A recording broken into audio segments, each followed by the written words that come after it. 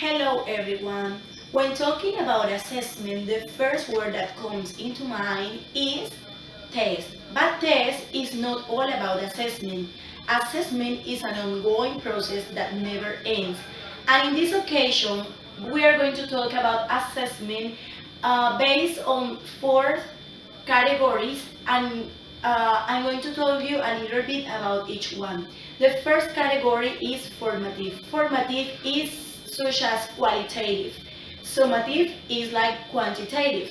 When we talk about the formal, is because this assessment is planned.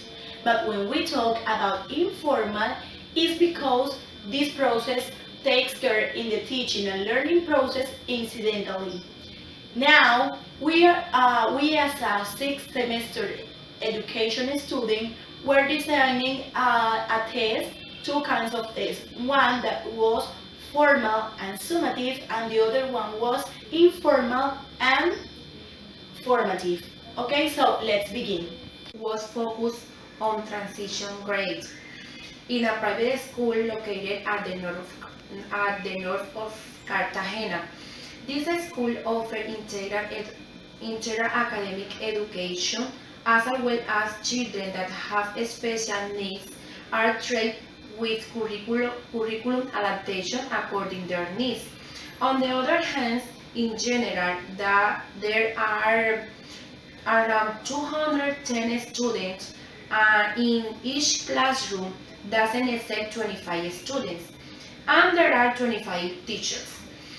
The school models is social cognitive implies that cooperative learning and also projection to the community. It's important to realize that it's not enough only teaching only grammatical structures and vocabulary. The teaching process has to go beyond it, providing the student some tools, some tools that let them apply and acquire knowledge in a meaningful way. Also, in this school, the teacher always giving feedback to the student to get to propose purpose. Formal assessment, we choose a formal test, and it was itself summative because we did it at the end of the unit. Some principles that were evident in our test were practicality because it was not expensive. The time to administer the test was appropriate, only 30 minutes. The way to administer was easy, and the time scoring was short, only a few minutes. In the other hand, our test was reliable because of the psychological, physical, and context condition. Also, our test was valid specifically in face validity because the test was familiarized with the children were familiarized with the test, and something that is important to consider or realize is that tests are not the same to introduce new tasks. We have to develop almost the same tasks that we did in the past because this ensure a practical and an efficient test. And finally, it was authentic because the test included some activities that we or our children could develop in their daily life. So that was about our formal test. Informal formative assessment, we decided to make a video. The purpose of the video was that learners use their knowledge about food and express what they like. And the test was practical because only lasted 1 minute and 30 seconds and was easy to administer. Money was not necessary. The teacher gave the instructions and learners adapting at the same time. And the test was reliable and consequent. Consequent because it was related to the topic, and was reliable because the teacher didn't have to tell the student how to answer the question, but learners answer it by themselves. None of the learners presented some seat, so all of these aspects influence in the answers. In test administration, um, learners felt in a comfortable environment.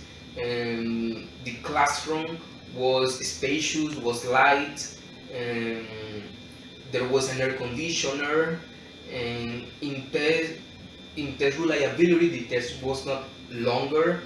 Um, the test was easy to develop, and all of these principles make the test be successful. And finally, our test was focused on input, that is, on two skills of the language, which are listening and speaking.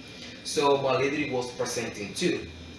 So as a conclusion, we could say that our project was focused on the skill of the language because we focus on great transition. So the benefits that the text brought was that a student and a student interact each other, and they have had the chance to interact with the teacher too. In the two assessments, the teacher always was providing feedback, so the learners had the chance to correct themselves. On the other hand, could say something that is really essential in order to learn a language. And he established that if children want to learn a language, they need to interact with others. So in the two assessment or in the last assessment, um, the students always were interact not only each other but with the teacher too. So he says that input must be developed in transition grade in order that these learners acquire the language easier and quicker. And finally, Hidalgo suggests some tips in order to children acquire the language quicker and easier, or in an easy way. He established that children always want different activities in the classroom. So as future English teacher, we must change all the activities in the class. If it could be like each 15 minutes. On the other hand, he makes us know that children also get stressed or anxious when we apply the same activity. So we have to change those activities in order to these learners don't get tired, don't get stressful.